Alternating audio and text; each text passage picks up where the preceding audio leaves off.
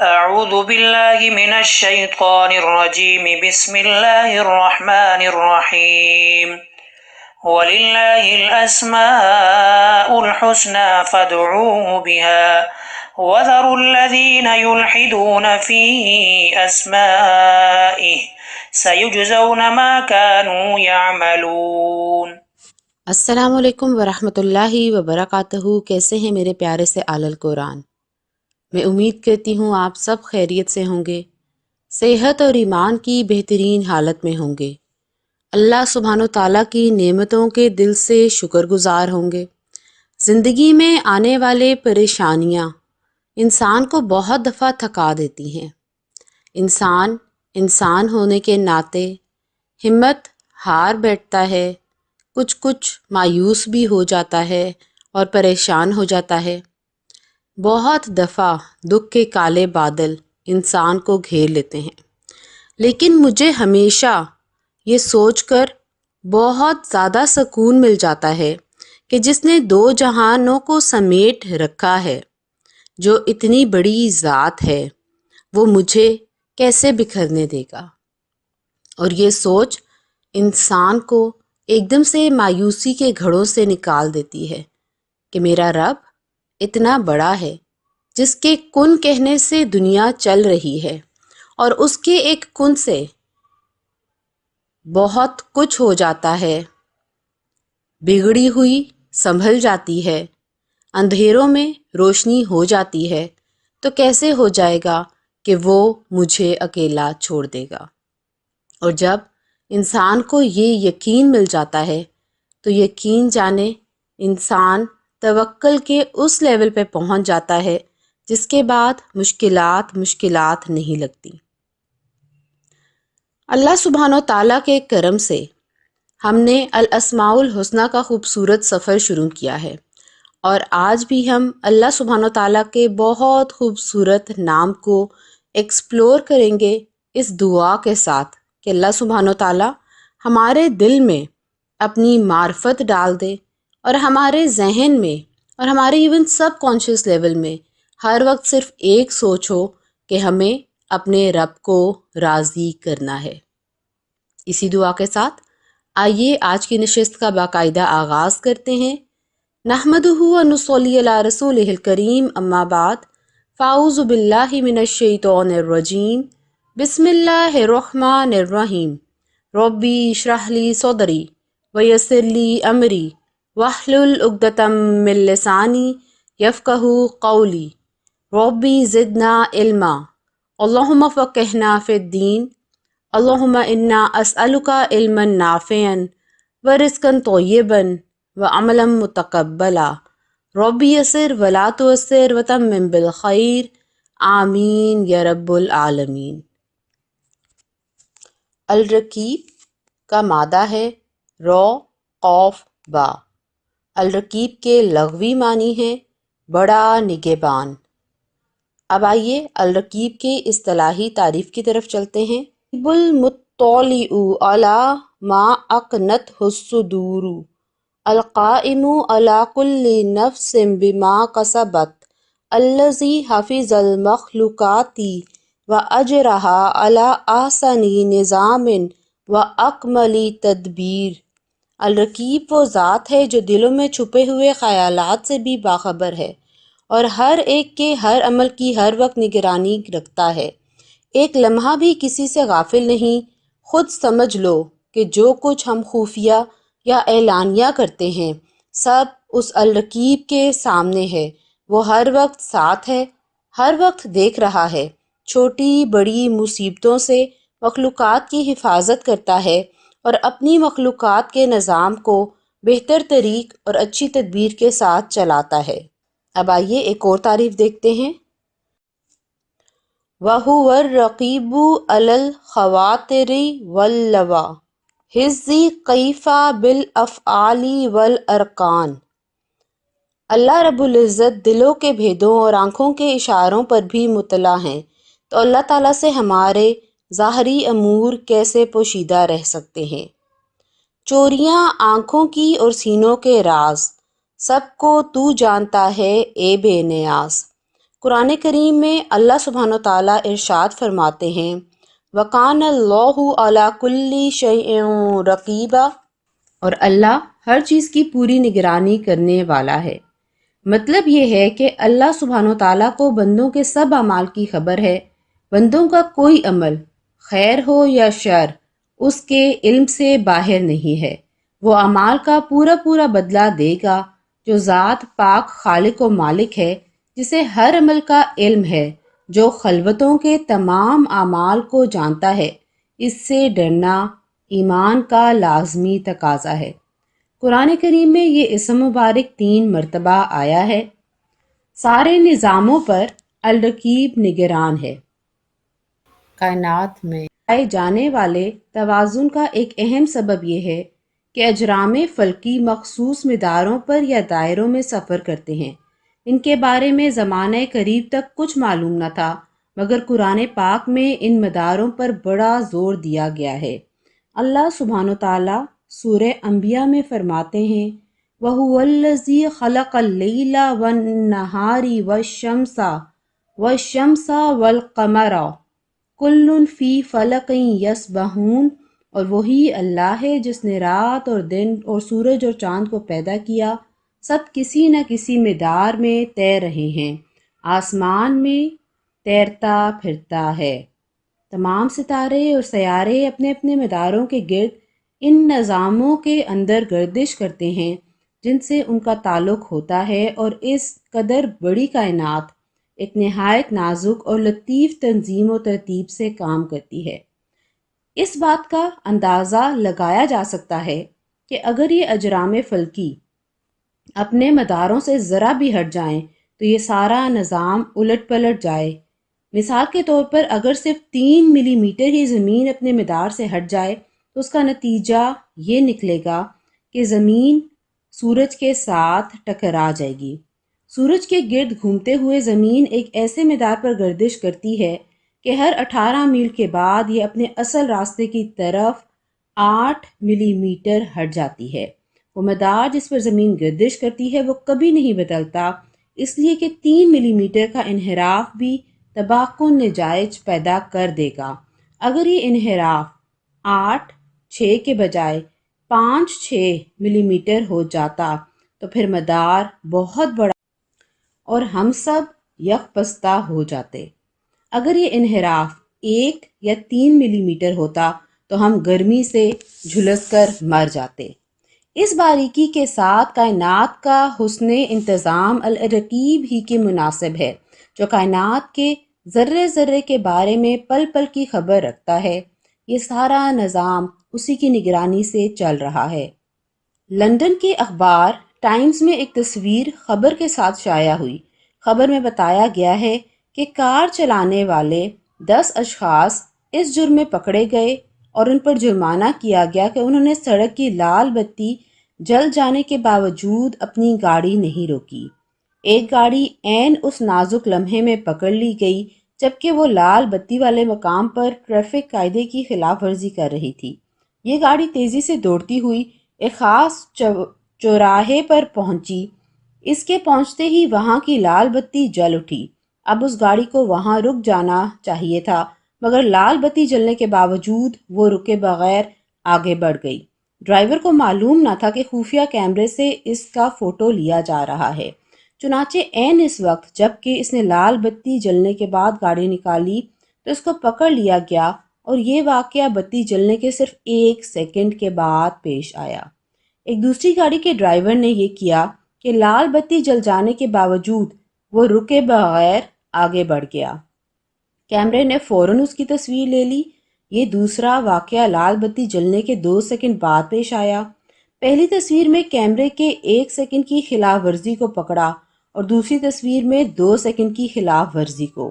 ان گاڑیوں کو پکڑنے کی یہ کارروائی دور سے کنٹرول کیے جانے والے کیمروں کی شہادت پر عمل میں آئی۔ گاڑیاں سڑک پر تیزی سے گزرتی ہوئی دیکھنے والوں کی نگاہوں سے اوجھل ہو چکی تھیں، مگر کیمرے میں ان کی مکمل تصویر پوری طرح محفوظ تھی۔ ان تصویروں کے ذریعے انہیں بآسانی پکڑ لیا گیا۔ انسان جو کہ اپنے آپ کو اشرف المخلوقات کہتا ہے، انسان کی خفیہ ریکارڈنگ کی مثال ہے۔ یہی خفیہ ریکارڈنگ بڑے پیمانے پہ اللہ تعالیٰ کی طرف سے ہو رہی ہے۔ انسان کی تمام گزرگاہوں پر اللہ تعالیٰ کے تار لگے ہیں اور ان کے ہر چوک پر اللہ تعالیٰ کے کیمرے نصب ہیں۔ آدمی جیسے ہی مقررہ حد کو پار کرتا ہے، اللہ تعالیٰ کا تصویر کشی کا نظام فوراً متحرک ہو جاتا ہے اور اس کو محفوظ کرنا شروع کر دیتا ہے۔ آخرت کی عدالت میں اسی ریکارڈ کی بنیاد پر ہر آدمی کی ابدی مستقبل کا فیصلہ کیا جائے گا۔ آج ہم جو غفلت میں ڈوبے ہوتے ہیں اور یہ سوچ رہے ہوتے ہیں کہ ہمیں کون دیکھ رہا ہے، یہ بھول جاتے ہیں کہ الرقیب جو ہر چیز پہ نگہبان ہے وہ ہماری نگرانی بھی کر رہا ہے۔ ہمارے اوپر 2 فرشتے کرامن کاتبین ہر وقت مسلط کر دیے گئے ہیں جو ہمارا ہر خیر اور شر کا کام لکھ رہے ہیں اور ایک ایک پل کو ریکارڈ کر رہے ہیں۔ تو کیسے ہو سکتا ہے کہ اس دن جب ہم الرقیب کے سامنے حاضر کیے جائیں گے تو پیش کی ہوئی ریکارڈنگ سے ہم مکر سکیں؟ اگر انسان صرف یہی بات یاد رکھ لے تو یقین جانے گناہ کرنا تو بہت دور کی بات، گناہ سوچنے کی طرف بھی اس کا دھیان نہیں جائے گا۔ الرقیب فرماتے ہیں سورہ قوف میں، ما یلفظ من قول الا لدیہ رقیب عتید، انسان کوئی لفظ زبان سے نکال نہیں پاتا مگر اس پر ایک نگران مقرر ہوتا ہے، ہر وقت لکھنے کے لیے تیار۔ حضرت حسن بصری رحمۃ اللہ آیات کو تلاوت کرتے تو غفلت میں ڈوبے انسانوں کو یوں جھنجھوڑتے، اے ابن آدم، تیرے لیے نامہ اعمال بچھا دیا گیا ہے اور تجھ پر 2 معزز فرشتے مقرر کر دیے گئے ہیں، ایک تیرے دائیں جانب اور دوسرا بائیں جانب۔ دائیں جانب والا تیری نیکیوں کو لکھتا ہے اور بائیں جانب والا تیرے گناہوں کو۔ اب اس حقیقت کو سامنے رکھ کر جو تیرا جی چاہے عمل کر، اور کم کر یا زیادہ، یہاں تک کہ جب تو مرے گا تو یہ نامہ اعمال لپیٹ دیا جائے گا اور تیری گردن میں ڈال دیا جائے گا اور قبر میں رکھ دیا جائے گا۔ جب تو قیامت کے روز قبر سے نکلے گا تو اس وقت اللہ سبحانہ وتعالیٰ فرمائیں گے، سورہ اسراء سے ہمیں پتہ چلتا ہے، اقرا کتابک کفی بنفسک الیوم الیک حسیبا، کہا جائے گا لو پڑھ لو اپنا نامہ اعمال، آج تم خود اپنے حساب لینے کے لیے کافی ہو۔ آدمی اگر اس سنگین حقیقت پر غور کرے تو اس کے چلتے ہوئے قدم رک جائیں، اس کی بولتی بند ہو جائے، بے لگام زبان بند ہو جائے، اس کے غلط لکھنے والا قلم اس کے ہاتھ سے چھوٹ کر گر پڑے۔ دنیا میں آدمی کسی سڑک پر صرف اس وقت تک اپنی گاڑی کو غلط چلاتا ہے جب تک کہ اس کو معلوم نہ ہو کہ اس کی سڑک پر ٹریفک پولیس نے اس کی غلطی کو پکڑنے کا طاقتور انتظام نہیں رکھا۔ پولیس کے اس انتظام کا علم ہوتے ہی کہ اس سڑک پہ کیمراز فکس ہیں، پولیس بھی چوکنی ہے، ہر آدمی چوکنا ہو جاتا ہے اور اپنی گاڑی کو غلط دوڑانے سے رک جاتا ہے۔ اسی طرح آدمی کو، ہم سب کو اگر اس بات کا پورا یقین ہو جائے کہ اس کے چاروں طرف اللہ تعالیٰ کے نگران لگے ہوئے ہیں جو ہر لمحہ اس کی نگرانی کر رہے ہیں اور اس کی ہر چھوٹی یا بڑی کارروائی کا ریکارڈ تیار کرنے میں مشغول ہیں، تو اس کی ساری سرکشی ختم ہو جائے۔ یہ احساس پیدا ہوتے ہی آدمی ایک محتاط انسان بن جائے گا، وہ اپنی زندگی کے ہر معاملے ذمہ دارانہ رویے سے پورے کرے گا۔ انسان کے عمل میں بہترین کمال اور اصلاح اسی وقت پیدا ہوتی ہے جب وہ اس حقیقت کو جان لے کہ الرقیب اسے دیکھ رہا ہے۔ لہٰذا بندے کو چاہیے کہ روزانہ رات سونے سے پہلے تھوڑا سا وقت متعین کرے کہ اور ان 2 باتوں پہ غور و فکر کرے۔ پہلی بات یہ کہ اللہ سبحانہ وتعالیٰ اس پر نگہبان ہیں، ان کی طرف دیکھنے والے ہیں، اس کی باتوں کو سننے والے ہیں، ہر وقت کے ہر عمل کا کامل علم رکھتے ہیں، اس طرح ہر لمحہ، ہر سانس، ہر آنکھ کے چپکنے کا بھی علم رکھتے ہیں۔ دوسرا یہ کہ اللہ تعالیٰ کی نعمتوں کا دھیان کرے کہ مجھے اللہ تعالیٰ نے کتنی نعمتیں عطا فرمائی ہیں، ایک ایک نعمت کو سوچے۔ میں جب دنیا میں آیا تو بے لباس تھا، اللہ تعالیٰ نے کپڑے دیے، بھوکا تھا، اللہ نے کھانا دیا، کمزور تھا اللہ نے طاقتور بنایا، اکیلا تھا اللہ نے شادی کروائی، مال دیا اللہ نے، الرقیب جو ہے اس نے سب کچھ مجھے عطا کیا، میں جو بات خوشی یا غمی میں، غصے میں یا معتدل حال میں کہتا ہوں، اللہ سب جانتا ہے، سب سننے والا ہے۔ اکیلے کمرے میں جو دیکھتا ہوں وہ الرقیب اس سب کو جانتا ہے، لہٰذا میں آنکھ، زبان، ہاتھوں اور پاؤں کے گناہوں سے بچوں گا۔ جس اللہ نے یہ نعمتیں دی ہوں وہ اللہ الرقیب بھی ہو، اور اس کی دی ہوئی نعمتوں کو گناہوں میں استعمال کرنا نعمت کی ناقدری ہے۔ اس طرح سوچنے سے اللہ سبحانہ و تعالیٰ سے انسان کے ساتھ جو تعلق ہے اس میں اضافہ ہوتا ہے۔ اس اسم سے تعلق پیدا کرنے والوں کو لازم ہے کہ اپنے خیالات اور معاملات کو اللہ تعالیٰ کی نگرانی میں دے دیں۔ نفس و شیطان سے محفوظ ہونے کا یہی آسان طریقہ ہے۔ ایک بندے کو چاہیے کہ وہ اس بات کا دھیان کرے کہ الرقیب ہر معاملے میں اس کا رقیب، نگہبان اور شاہد ہے، اسے دیکھ رہا ہے، اس کی باتیں سن رہا ہے اور اس کے ہر عمل کی نگرانی کر رہا ہے۔ یہ یقین رکھے کہ نفس بھی میرا دشمن ہے اور شیطان بھی، یہ دونوں موقع کے انتظار میں ہیں کہ انسان کو غفلت اور دین کی مخالفت پہ آمادہ کریں، لہٰذا انسان کو چاہیے کہ اس سے بچتا رہے۔ جب مومن بندہ اس بات کو جان لیتا ہے کہ الرقیب اس کی نگرانی فرما رہے ہیں تو اپنی ہر حرکت کو اللہ تعالیٰ کی سرپرستی اور نگرانی میں لے آتا ہے، اور کوئی بھی گناہ کرنے سے پہلے وہ خود سوچتا ہے کہ الرقیب اس کا نگہبان ہے اور خوب نگہبانی کر رہا ہے۔ امام شافعی رحمۃ اللہ کیا خوب فرماتے ہیں، جب کسی دن تنہائی میسر ہو تو اپنے آپ کو تنہا نہ سمجھنا، بلکہ یہ خیال کرنا کہ مجھ پر کوئی نگران موجود ہے۔ اللہ تعالیٰ کو ایک لمحے کے لیے بھی ہرگز غافل نہ سمجھنا، اور یہ نہ سمجھنا کہ تمہارے چھپے ہوئے کام اس کے علم سے باہر ہیں۔ اللہ کی قسم ہم نے غفلت کی، اس لیے ہمارے گناہوں کا ڈھیر لگ گیا اور ہم گناہ پر گناہ کرتے رہے۔ کاش کہ اللہ تعالیٰ گزشتہ گناہوں کو معاف فرما دیں اور رجوع کی توفیق عطا فرما دیں تاکہ ہم توبہ کر لیں۔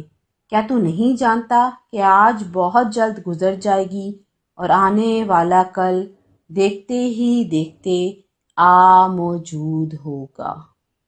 اللہ۔ دوسرا مبارک اسم جو ہم آج پڑھیں گے وہ ہے المجیب۔ المجیب کا مادہ ہے جیم واو با، جواب دینے والا۔ المجیب کے لغوی معنی ہے دعائیں قبول کرنے والا، جواب دینے والا۔ اب آئیے المجیب کی اصطلاحی تعریفوں پر چلتے ہیں۔ المجیب هو الذی یجیب دعوت الداعی اذا دعاہ ویسعف المضطر الی ما استدعاہ وتمناہ۔ المجیب وہ ذات ہے جو دعا مانگنے والے کی دعا قبول کرتا ہے اور بے قرار کی وہ حاجات پوری کرتا ہے جس کی وہ دعا مانگتا ہے اور تمنا کرتا ہے۔ اس کی وجہ یہ ہے کہ وہ سب چیزوں پر قدرت رکھتا ہے، ہر چیز کے خزانے اس کے پاس ہیں، بے بسی اور کسی تنگی، کنجوسی، خزانوں کے ختم ہونے کا خوف اور انجام کا ڈر اس کو نہیں ہے۔ وہ المجیب ہے، سب چیزوں پہ قدرت رکھنے والا، سب چیزوں کا بنانے والا۔ اللہ سبحانہ تعالیٰ قرآن کریم میں فرماتے ہیں وَلَقَدْ نَادَانَا نُوحٌ فَلَنِعْمَ الْمُجِيبُونَ، اور نوح علیہ السلام نے ہمیں پکارا تھا تو دیکھ لو ہم پکار کا کتنا اچھا جواب دینے والے ہیں۔ حضرت مجاہد رحمۃ اللہ فرماتے ہیں کہ حضرت نوح علیہ السلام لوگوں کو دین کی دعوت دیتے، قوم کے بعض سرکش لوگ جب ان کو کہیں بھی دیکھتے تو ان کا گلا گھونٹ دیتے تھے یہاں تک کہ وہ بے ہوش ہو جاتے۔ پھر جب افاقہ ہوتا تو اللہ تعالیٰ سے یہ دعا کرتے، یا اللہ میری قوم کو معاف کر دے، وہ حقیقت سے ناواقف ہیں۔ حضرت نوح علیہ السلام کی قوم نے ان کی صرف تکذیب ہی نہیں کی بلکہ ان کو جھڑکا، ڈرایا اور دھمکایا۔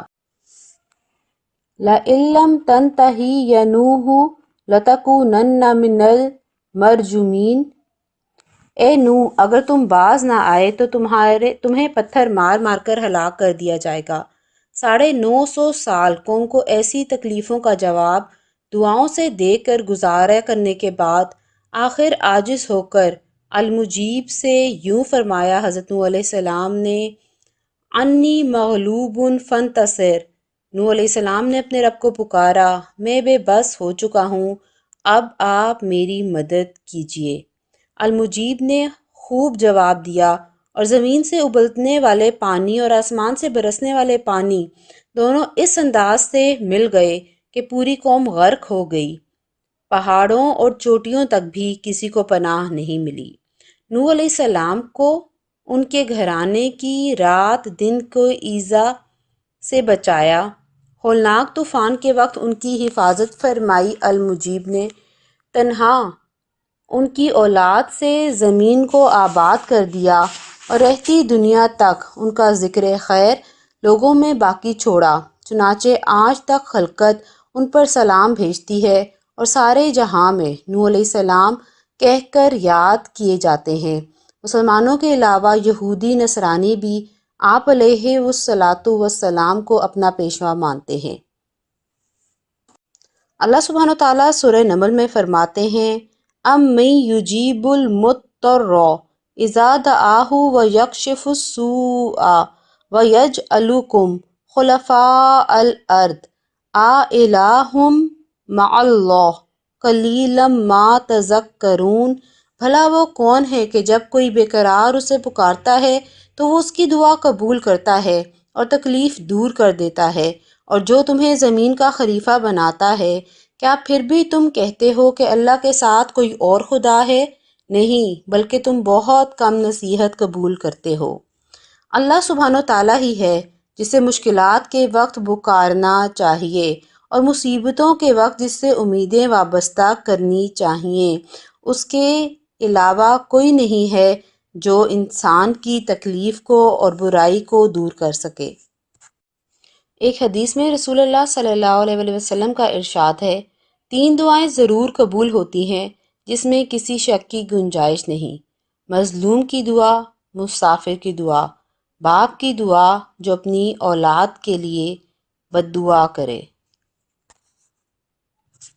نبی کریم صلی اللہ علیہ وآلہ وسلم نے فرمایا، جب مسلمان دعا کرتا ہے بشرطے کہ قطع رحمی یا کسی گناہ کی دعا نہ کرے تو اللہ تعالیٰ کے یہاں سے 3 چیزوں میں سے ایک چیز ضرور اسے ملتی ہے۔ یا تو خود وہی چیز ملتی ہے جس کی دعا کی جائے، یا اس کے بدلے کوئی برائی اس سے ہٹا دی جاتی ہے، یا آخرت میں اس قدر ثواب اس کے حصے میں لگا دیا جاتا ہے۔ حضرت عاصم بن عمر بن قتادہ رضی اللہ تعالیٰ عنہ فرماتے ہیں، جنگ احد کے بعد قبیلہ عدل میں قبیلہ قارہ کی ایک جماعت حضور پاک صلی اللہ علیہ وسلم کی خدمت میں آئی اور انہوں نے کہا، یا رسول اللہ، ہم لوگوں میں اسلام آ چکا ہے، آپ ہمارے ساتھ اپنے کچھ صحابہ رضی اللہ تعالیٰ عنہم کو بھیج دیں جو ہمیں دین کی باتیں سمجھائیں اور ہمیں قرآن کریم پڑھائیں اور اسلام کے احکام ہمیں سکھائیں۔ چنانچہ آپ صلی اللہ علیہ وآلہ وسلم نے ان کے ہمراہ اپنے ساتھیوں میں سے 6 آدمی بھیج دیے۔ یہ حضرات ایک جماعت کے ساتھ چل پڑے۔ جب یہ مقام رجیع پر پہنچے تو ان جماعت کے ان صحابہ رضی اللہ تعالیٰ عنہم سے غداری کی اور انہوں نے قبیلہ حذیل کو ان کے خلاف مدد کے لیے بلایا۔ حضرات صحابہ کرام رضی اللہ تعالیٰ عنہم اطمینان سے اپنی قیام گاہ میں ٹھہرے ہوئے تھے کہ اچانک ان کے ہاتھوں میں تلواریں لیے ہوئے بہت سے آدمیوں نے گھیر لیا تو وہ حضرات گھبرا گئے۔ حضرات صحابہ رضی اللہ تعالیٰ عنہم نے ان سے لڑنے کے لیے اپنی تلواریں ہاتھوں میں پکڑ لیں تو کافروں نے ان سے کہا، اللہ کی قسم ہم تمہیں قتل کرنا نہیں چاہتے بلکہ ہم تو تمہارے بدلے میں مکہ والوں سے کچھ مال لینا چاہتے ہیں۔ ہم تمہیں اللہ کا عہد و پیمان دیتے ہیں کہ ہم تمہیں قتل نہیں کریں گے۔ حضرت مرثد، حضرت خالد بن بکیر اور حضرت عاصم بن ثابت رضی اللہ تعالیٰ عنہم نے فرمایا، ہم کسی مشرک کا عہد و پیمان کبھی قبول نہیں کریں گے۔ حضرت عاصم بن ثابت رضی اللہ تعالیٰ عنہ نے یہ الفاظ بولے، میں بیمار نہیں ہوں بلکہ میں تو طاقتور اور تیر انداز ہوں، اور میری کمان میں مضبوط تانت لگا ہوا ہے۔ لمبے اور چوڑے پھل والے تیر اس کمان کے اوپر سے پھسل جاتے ہیں۔ موت حق ہے اور زندگی باطل ہے، یعنی فانی ہے۔ جو کچھ اللہ تعالیٰ نے مقدر کر رکھا ہے وہ آدمی کے ساتھ ہو کر رہے گا اور آدمی اسی کی طرف لوٹ جائے گا۔ اگر میں تم لوگوں سے جنگ نہ کروں تو میری ماں مجھے گم کر دے، یعنی میں مر جاؤں۔ پھر حضرت عاصم رضی اللہ تعالیٰ عنہ نے ان کافروں سے لڑائی شروع کی، یہاں تک کہ شہید ہو گئے اور ان کے دونوں ساتھی بھی شہید ہو گئے۔ شہید ہونے سے پہلے حضرت عاصم رضی اللہ تعالیٰ عنہ نے یہ دعا مانگی، اے اللہ، میں آپ کے دین کی حفاظت کرنے کے لیے اور اس کے خلاف فتنوں کی روک تھام کے لیے نکلا ہوں۔ جس طرح میں آپ کے دین کی حفاظت کے لیے گھر سے نکلا ہوں، آپ بھی میرے گوشت اور ہڈیوں کی حفاظت فرمائیے اور میرے گوشت اور ہڈیوں پر کسی کافر کا بس نہ چلے۔ حضرت عاصم رضی اللہ تعالیٰ عنہ کو پتہ چل گیا تھا کہ کفار میرے سر کی تلاش میں ہیں، اس لیے انہوں نے المجیب سے دعا کی اور المجیب نے اس کو قبول فرمایا۔ جب حضرت عاصم رضی اللہ تعالیٰ عنہ شہید ہو گئے تو قبیلہ حذیل والوں نے ان کا سر کاٹنا چاہا تاکہ یہ سر سلافہ بنت سعد کے ہاتھ بھیج دیں، کیونکہ حضرت عاصم رضی اللہ تعالیٰ عنہ نے سلافہ کے بیٹے کو جنگ احد کے دن قتل کیا تھا۔ تو سلافہ نے یہ منت مانی تھی کہ اگر اسے حضرت عاصم رضی اللہ تعالیٰ عنہ کا سر مل گیا تو وہ ان کی کھوپڑی میں شراب پیے گی۔ جب قبیلہ حذیل کے لوگ ان کا سر کاٹنے کے لیے گئے تو اللہ تعالیٰ نے شہد کی مکھیوں کا ایک غول بھیج دیا جس نے حضرت عاصم رضی اللہ تعالیٰ عنہ کے جسم کو ہر طرف سے گھیر لیا، اور ان مکھیوں نے قبیلہ حذیل کے لوگوں کو ان کے قریب نہ آنے دیا۔ جب یہ مکھیاں ان کے اور حضرت عاصم رضی اللہ تعالیٰ عنہ کے درمیان حائل ہو گئیں تو ان لوگوں نے کہا، ان کو ایسے ہی رہنے دو، جب شام کو یہ مکھیاں چلی جائیں گی تو پھر ہم آ کر ان کا سر کاٹ لیں گے۔ لیکن اللہ تعالیٰ نے بارش کی ایسی روح بھیجی جو ان کی لاش کو بہا کر لے گئی۔ حضرت عاصم رضی اللہ تعالیٰ عنہ نے اللہ تعالیٰ سے یہ عہد کیا ہوا تھا کہ وہ کبھی کسی مشرک کو ناپاک ہونے کی وجہ سے ہاتھ نہیں لگائیں گے اور نہ کوئی مشرک ان کو ہاتھ لگا سکے۔ جب حضرت عمر رضی اللہ تعالیٰ عنہ کو یہ خبر پہنچی کہ شہد کی مکھیوں نے ان کافروں کو قریب نہ آنے دیا تو انہوں نے فرمایا، اللہ تعالیٰ مومن بندے کی ایسی ہی حفاظت فرمایا کرتے ہیں۔ اللہ اکبر کبیرہ۔ کتنے خوبصورت ایمان تھے صحابہ کرام تھے کہ ہر چیز وہ اپنے پروردگار سے المجیب سے مانگتے تھے اور اتنا یقین رکھتے تھے کہ جب اس سے مانگ لیا ہے تو وہ ضرور پوری کر دے گا۔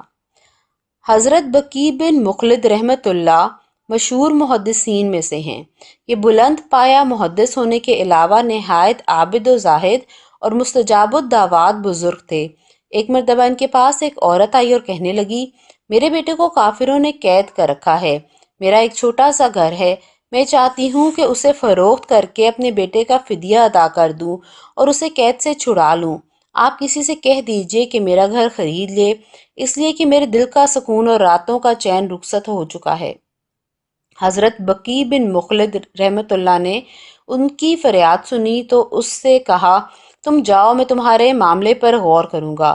اس کے ساتھ ہی وہ سر جھکا کر بیٹھ گئے اور اس کی رہائی کے لیے دعا کرتے رہے۔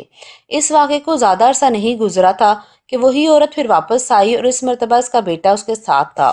وہ ان کے پاس آ کر اپنے بیٹے کی طرف اشارہ کر کے کہنے لگی، اس سے سنیے اس کا ساتھ کیا عجیب واقعہ پیش آیا۔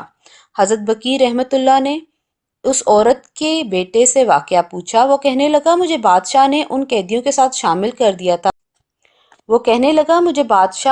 قیدیوں کے ساتھ شامل کر دیا تھا جو بادشاہ کی خدمت کرتے تھے۔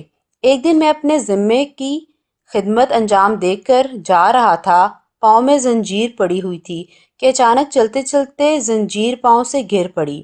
مجھ پر جو سپاہی متعین تھا وہ غصہ کرنے لگا کہ پاؤں سے زنجیر کیوں لگا لی۔ میں نے کہا، اللہ کی قسم مجھے پتہ بھی نہیں کہ یہ زنجیر میرے پاؤں سے کیسے نکلی۔ اس پر انہوں نے لوہار کو بلوا کر دوبارہ میرے پاؤں میں زنجیر پہنا دی۔ اس مرتبہ اس کی میخیں خوب اچھی طرح مضبوط طریقے سے لگوائیں، لیکن اس کے فوراً بعد جب میں اٹھ کر چلنے لگا تو زنجیر پھر گر گئی۔ انہوں نے پھر اسے باندھ لیا، لیکن پھر چلا تو پھر گر گئی۔ وہ لوگ بڑے حیران ہوئے اور اپنے علماء سے اس کی وجہ معلوم کی۔ انہوں نے مجھ سے پوچھا، کیا تیری ماں زندہ ہے؟ میں نے کہا ہاں۔ انہوں نے کہا، ایسا معلوم ہوتا ہے کہ اس کی دعا کی ہے اور اس کی دعا قبول ہو گئی ہے۔ پھر علماء نے متعلقہ لوگوں کو مشورہ دیا کہ اب اسے چھوڑ دیا جائے، چنانچہ انہوں نے مجھے چھوڑ دیا اور میں اپنے شہر میں پہنچ گیا۔ حضرت بقی بن مخلد رحمۃ اللہ نے زنجیر گرنے کا وقت پوچھا تو یہ ٹھیک وہ وقت تھا جب آپ اس کی رہائی کے لیے دعا کر رہے تھے۔ اللہ اکبر کبیرہ۔ آج ہم کہتے ہیں کہ ہماری دعائیں قبول نہیں ہوتی۔ یقین جانیں ہمیں اس طریقے سے مانگنا ہی نہیں آتا جیسے مانگنے کا حق ہے۔ اللہ سبحانہ وتعالیٰ جو ہمارے دل کے اتنے قریب ہے، ہماری شہ رگ سے قریب ہے کہ جب کوئی پکارنے والا اسے پکارتا ہے وہ اس کی پکار سن لیتا ہے، تو کیسے ہو سکتا ہے کہ وہ آپ کی دعائیں نہ سنیں؟ اور والدین کی دعا اولاد کے حق میں 100% قبول ہوتی ہے۔ ہم مشکلوں میں گھر جاتے ہیں جب، یا ہماری اولاد کسی غلط ڈگر پہ نکل جاتی ہے تو ہم مختلف سہارے ڈھونڈتے ہیں۔ ہم چاہتے ہیں ہمیں کوئی ایسا تعویذ مل جائے کہ ہم گھول کے پلائیں، ہمارے بچے سیدھی راہ پہ چل پڑیں۔ ہمیں کوئی ایسا بزرگ مل جائے جو دعا کرے اور ہمارے بچے ٹھیک ہو جائیں۔ ماں باپ کو اللہ سبحانہ تعالیٰ نے ایک اتنا بڑا گرین کارڈ دیا ہوا ہے کہ جب والدین اپنی اولاد کے لیے دعا کرتی ہیں تو ایسے سرکمسٹانسز جو کہ ان کی فیور میں نہیں ہوتے، ان سرکمسٹانسز میں بھی اللہ سبحانہ تعالیٰ المجیب ان کی دعا قبول کرتا ہے۔ تو اگر آپ کی اولاد بھی کسی مشکل میں، کسی ایسے کام میں ملوث ہے جو آپ کے دل کو دکھ دیتا ہے یا آپ کی نافرمان ہو گئی ہے، تو ادھر ادھر جانے کی قطعاً ضرورت نہیں ہے۔ گڑ گڑا کے اس المجیب سے مانگ کے تو دیکھیے، اور پھر اللہ سبحانہ تعالیٰ کی کرامات دیکھیے گا۔ ایک شخص سردی کے موسم میں نکلا۔ اس نے 400 درہم سے مینا پرندے کے قیمتی بچے تجارت کے لیے خریدے، جبکہ اس کی کل جمع پونجی یہی رقم تھی۔ جب وہ شخص سفر سے واپسی پر بغداد میں اپنی دکان پر آیا تو اچانک سخت سرد ہوا چلی، جس کی وجہ سے سب بچے مرنا شروع ہو گئے۔ اب اس شخص پریشان ہوا کہ میری تو کل جمع پونجی ضائع ہو رہی ہے، سوائے ایک بچے کے جو اس سب میں سب سے زیادہ کمزور اور چھوٹا تھا۔ اب تو اس شخص کا دیوالیہ ہونے کا یقین ہو چکا تھا۔ پھر وہ شخص رات بھر اللہ تعالیٰ کے سامنے عاجزی اور انکساری کرتا رہا، دعا کرتا رہا، مدد طلب کرتا رہا اور اللہ تعالیٰ سے فراخی مانگتا رہا۔ جو پریشانی اس پر آئی تھی اس سے نجات طلب کرتا رہا، اور وہ ان الفاظ سے دعا مانگتا تھا، یا غیاث المستغیثین آغثنی، اے فریاد کرنے والوں کی مدد پر آنے والے میری مدد فرمائیے۔ اللہ تعالیٰ نے اس کی دعا کو قبول فرمایا۔ وہ اس طرح کہ جب صبح ہوئی تو سردی ختم ہو چکی تھی اور مینا کے بچے نے یہ دعا یاد کر لی تھی۔ وہ بچ جانے والا بچہ پر پھیلا کر کہہ رہا تھا، یا غیاث المستغیثین آغثنی، اے فریاد کرنے والوں کی مدد کو پہنچنے والے میری مدد فرما۔ پھر تو بہت سے لوگ اس کی دکان پر جمع ہو گئے، مینا کے بچے کو دیکھتے اور آواز سنتے تھے اور قدرت الہی کا تعجب سے نظارہ کرتے تھے کہ ایک مینا کا بچہ اللہ تعالیٰ سے پیارے الفاظ میں دعا مانگ رہا ہے۔ شاہی خاندان کی باندیوں میں سے ایک باندی وہاں سے سواری پر گزری۔ اس نے پرندے کی آواز سنی اور اسے دیکھا تو اسے پرندہ بہت پسند آیا۔ اس نے اس آدمی سے مینا کے بچے کو 2000 درہم میں خرید لیا اور اس شخص کو درہم دے دیے۔ یہ اس دعا کی برکت تھی کہ اللہ تعالیٰ نے 400 کے عوض 2000 اس کو نصیب فرمائے۔ المجیب کو ہی مدد کے لیے پکارنا چاہیے۔ قرآن کریم نے مخلوق کو پکارنے اور مخلوق سے دعائیں مانگنے کو سب سے بدترین گمراہی قرار دیا ہے۔ اللہ سبحانہ و تعالیٰ فرماتے ہیں، اور اس شخص سے بڑا گمراہ کون ہوگا جو اللہ تعالیٰ کو چھوڑ کر ان من گھڑت اور جھوٹے دیوتاؤں کو پکارتا ہے جو قیامت تک اس کی پکار کا جواب نہیں دے سکتے، اور جن کو ان کی پکار کی خبر تک نہیں ہے۔ بزرگوں سے مرادیں مانگنا، ان سے اپنی حاجاتیں مانگنا، دعائیں کرنا اس لیے بھی غلط ہے کہ دعا ایک اعلیٰ ترین عبادت ہے۔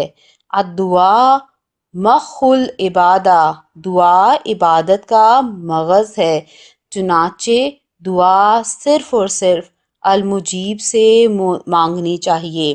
ایک حدیث میں آتا ہے لیسا شیء اکرم علی اللہ من الدعاء، اللہ تعالیٰ کی بارگاہ میں دعا سے زیادہ کوئی چیز قابل قدر نہیں۔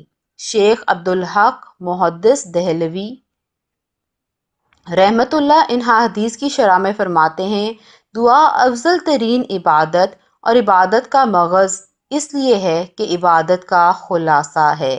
المجیب وہ ذات ہے جو سب کی دعاؤں اور پکار سننے والا ہے۔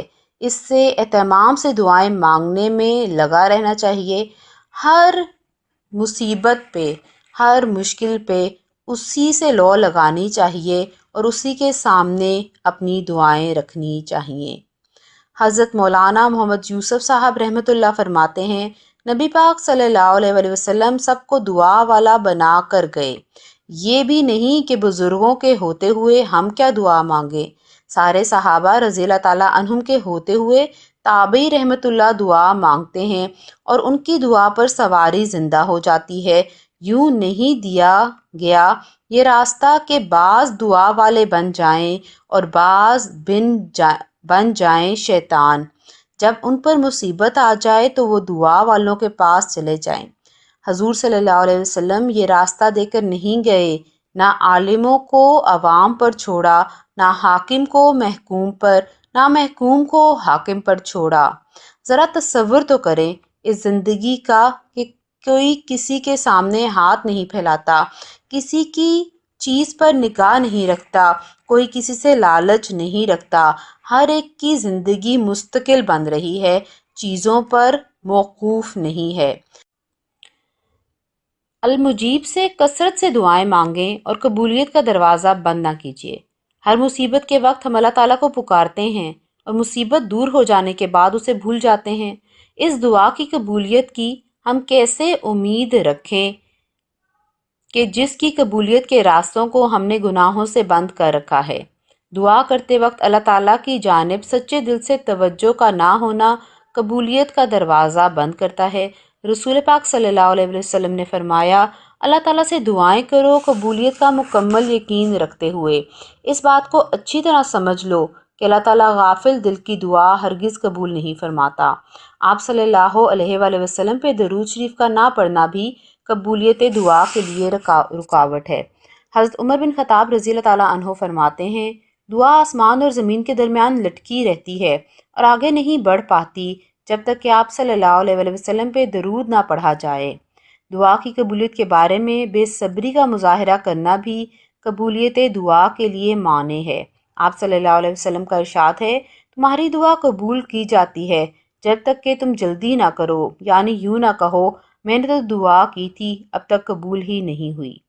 حرام کھانا، حرام پینا، حرام پہننا دعاؤں کی عدم قبولیت کے اسباب میں سے یہ سب سے اہم سبب ہے، اور ہو سکتا ہے کہ لوگوں کی دعائیں قبول نہ ہونے کی بڑی وجہ یہ ہو کہ لوگ حرام کا استعمال کریں۔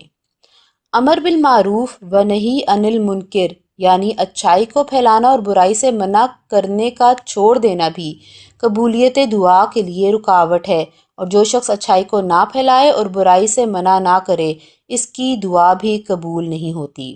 آپ صلی اللہ علیہ وآلہ وسلم نے فرمایا اے لوگوں اللہ تعالیٰ فرماتے ہیں امر بالمعروف اور نہی عن المنکر کرتے رہو قبل اس کے کہ تم دعا مانگو، میں قبول نہ کروں تو مجھ سے مدد مانگو، میں مدد نہ کروں تو مجھ سے سوال کرو اور میں پورا نہ کروں، یہ کیسے ہو سکتا ہے؟ لہٰذا معلوم ہوا کہ جو قوم بھی امر بالمعروف اور نہی عن المنکر کے فریضے کو چھوڑ دیتی ہے ان کے اعمال آسمانوں تک نہیں جاتے اور نہ ہی ان کی دعاؤں کو قبول کیا جاتا ہے۔ المجیب سے مانگنے کے لیے اور اپنی دعاؤں کو قبول کروانے کے لیے چھوٹے بڑے گناہوں سے بچنے کا اہتمام کرنا چاہیے ایک انسان کو۔ اللہ سبحانہ تعالیٰ سے کثرت سے دعا مانگنی چاہیے۔ اس اسم سے تعلق حاصل کرنے والوں کو لازم ہے کہ جب موقع ملے تب ہی دل کھول کر یا ہاتھ اٹھا کر پوری توجہ سے، پوری رغبت سے، پورے یقین قبولیت سے دعا کیا کریں۔ نامنظوری یا عدم قبولیت کا وہم بھی دل میں نہ لائیں، اس لیے کہ مجیب وہ ذات ہے جو بے قراروں کی دعائیں قبول کرتا ہے اور اس کے دربار سے طالبین اور سائلین نامراد نہیں لوٹتے۔ اللہ سبحانہ و تعالیٰ سے میری دل سے دعا ہے کہ اپنے ان دو مبارک اسماء الرقیب اور المجیب کی معرفت ہمیں عطا کرے۔ ہماری زندگی میں خوشیاں ہوں، غمی آئے، کوئی مشکل آئے، ہمارا دھیان کبھی کسی مخلوق پہ نہ جائے بلکہ فوراً اللہ سبحانہ و تعالیٰ کی طرف جائے۔ ہم ہر ایکشن کو اس طرح کریں کہ یہ یاد رکھیں کہ الرقیب مجھے دیکھ رہا ہے، وہ میرا نگہبان ہے، اور مشکلات میں المجیب کو دل سے پکارتے رہیں اور اس بات کا مکمل یقین رکھیں کہ اللہ سبحانہ و تعالیٰ ہماری دعائیں سنتا ہے۔ اگر دعا ابھی قبول نہیں ہو رہی تو تھوڑے عرصے میں قبول ہو جائے گی، اور اگر قبول نہیں ہو رہی تو اپنے پہ نظر ڈالیں کہ کون سا عمل ایسا میری زندگی میں شامل ہے کہ میری دعا قبول نہیں ہو رہی۔ اللہ سبحانہ و تعالیٰ بے پناہ رحم کرنے والا ہے، الرقیب ہے، المجیب ہے، وہ تمام دعائیں قبول کرنے والا ہے اور بہترین طریقے سے ہمیں اجر و ثواب دینے والا ہے۔ اس بات کا یقین رکھیے، تمام باطل سہارے زندگیوں سے نکال دیں، گناہوں سے اپنے آپ کو بچا لیں، کیونکہ جو کچھ بھی کریں ہم چھپ سکتے نہیں اس الرقیب کی ذات سے۔ اللہ سبحانہ و تعالیٰ ہم سے راضی ہو جائے، اللہ سبحانہ و تعالیٰ ہمیں اور ہمارے اولاد کو اور آنے والی نسلوں کو اپنے دین کی معرفت عطا کرے، اور اللہ سبحانہ و تعالیٰ ہم سب سے دین کا کوئی بہترین کام لے لے۔ اللہ سبحانہ و تعالیٰ ہماری اس چھوٹی سی کوشش کو قبول کرے، اور اللہ سبحانہ و تعالیٰ اپنے خزانوں سے ہمیں دنیا اور آخرت میں نوازے۔ اسی دعا کے ساتھ اجازت دیجیے گا۔ سبحانک اللہم و بحمدک، اشہد ان لا الہ الا انت، استغفرک و اتوب الیک۔ السلام علیکم ورحمۃ اللہ وبرکاتہ۔